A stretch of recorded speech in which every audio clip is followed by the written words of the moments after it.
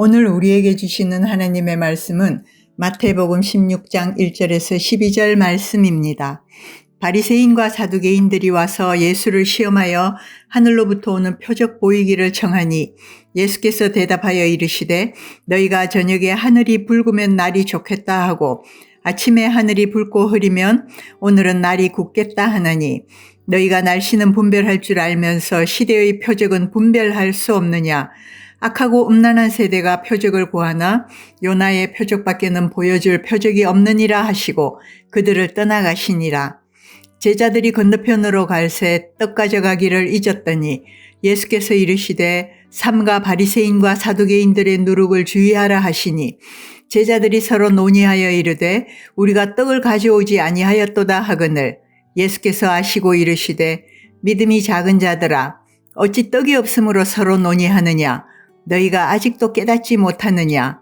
떡 5개로 5,000명을 먹이고 죽은 것이 몇 바구니며 떡 7개로 4,000명을 먹이고 죽은 것이 몇 광주리였는지를 기억하지 못하느냐.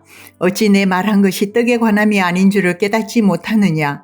오직 바리새인과 사두개인들의 누룩을 주의하라 하시니 그제서야 제자들이 떡의 누룩이 아니요 바리새인과 사두개인들의 교훈을 삼가라고 말씀하신 줄을 깨달으니라. 아멘.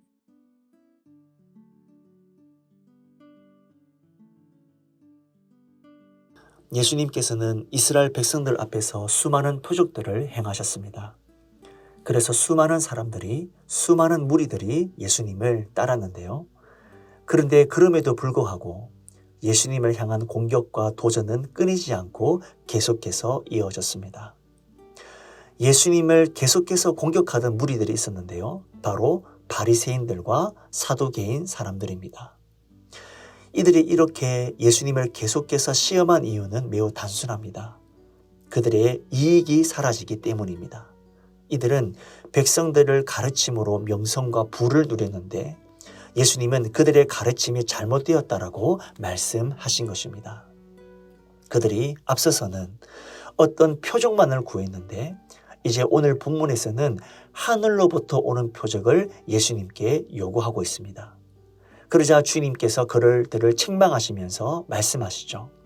너희가 하늘을 보고 날씨를 분별할 줄 알면서도 어떻게 예수님이 이 놀라운 표적과 이적을 나타냈음에도 불구하고 그것이 하나님께로부터 온 것임을 분별하지 못하느냐.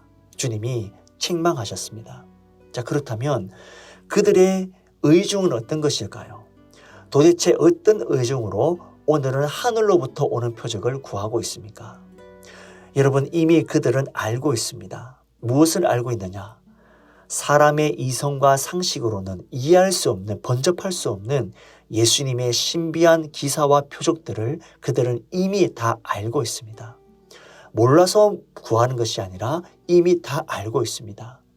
여러분, 그동안 예수님이 얼마나 많은 기적과 이적들을 행하셨습니까? 그들은 하나님을 섬긴다고 말하면서 실제로는 자기들의 배를 섬겼던 것입니다. 그렇기 때문에 사실을 사실대로 보지 못하고 편견과 비판의 눈으로만 보는 것입니다. 이것이 그들의 눈을 어둡게 만들었고 모든 분별력을 상실하게 만든 것입니다. 그래서 예수님은 바리새인과 사두개인들의 누룩을 주의하라 말씀하셨습니다. 그리고 예수님은 이제 제자들과 함께 호수 건너편으로 건너가시죠. 그리고 그곳에서 주님은 제자들에게 말씀하십니다. 삼가 바리새인과 사두개인들의 누룩을 주의하라 하시니. 여기서 말하고 있는 누룩은 무엇을 말하는 것일까요? 이 말씀을 하시자 제자들은 서로 토론이 일어나기 시작했습니다. 그래서 제자들은 이 누룩의 의미를 제대로 알지 못했기 때문에 서로 토론하며 서로 말하기 시작했다는 것이죠. 제자들은 자신들이 바다를 건너기 전에 떡을 챙겨오지 못했기 때문에 우리 가운데 떡이 없다라고 얘기하면서 그 누룩이 떡이 아닌가라고 이야기합니다. 그러자 주님은 그들의 생각을 아시고 이렇게 말씀하시죠. 믿음이 작은 자들아 어찌하여 떡이 없으므로 서로 논의하느냐.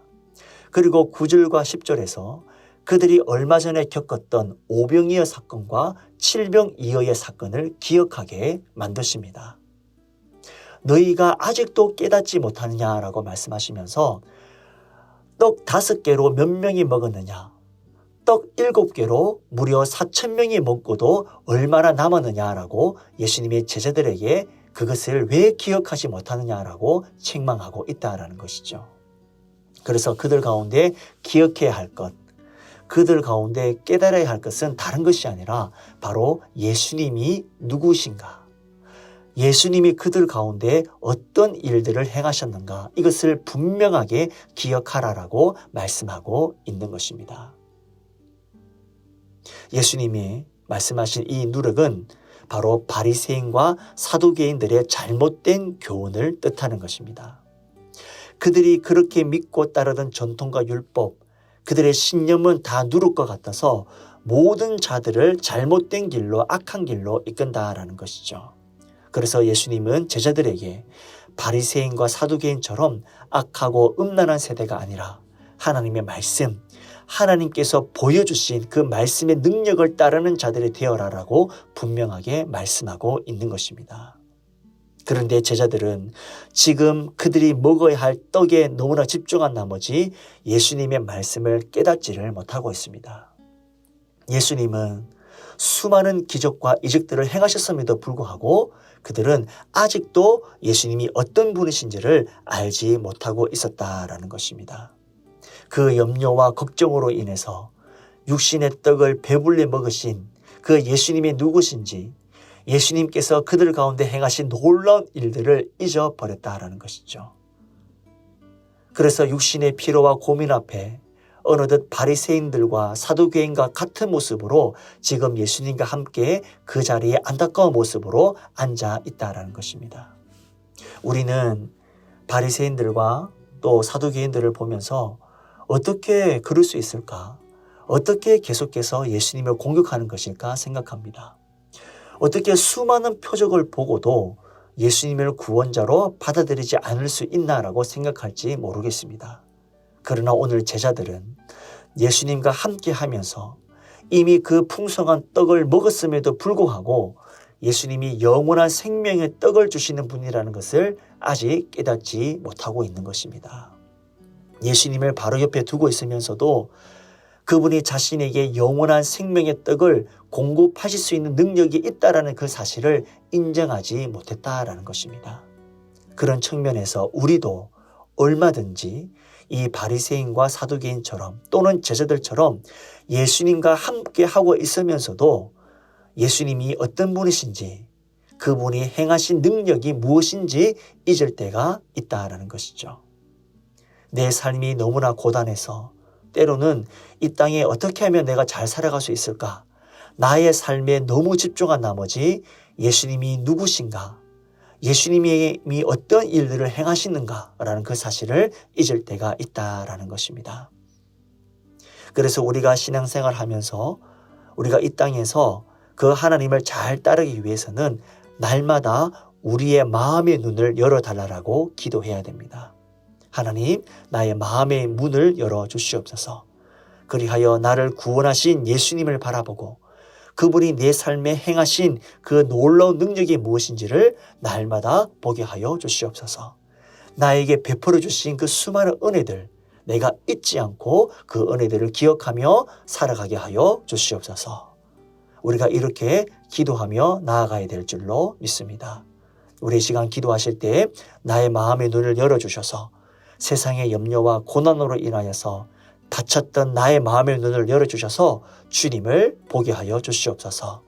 구원자이신 예수님을 발견할 뿐만 아니라 나의 삶을 통해 그 예수님이 행하신 능력을 경험하는 복된 인생이 되게 해달라고 기도하는 오늘 이 하루가 될 수 있기를 주님의 이름으로 축복합니다.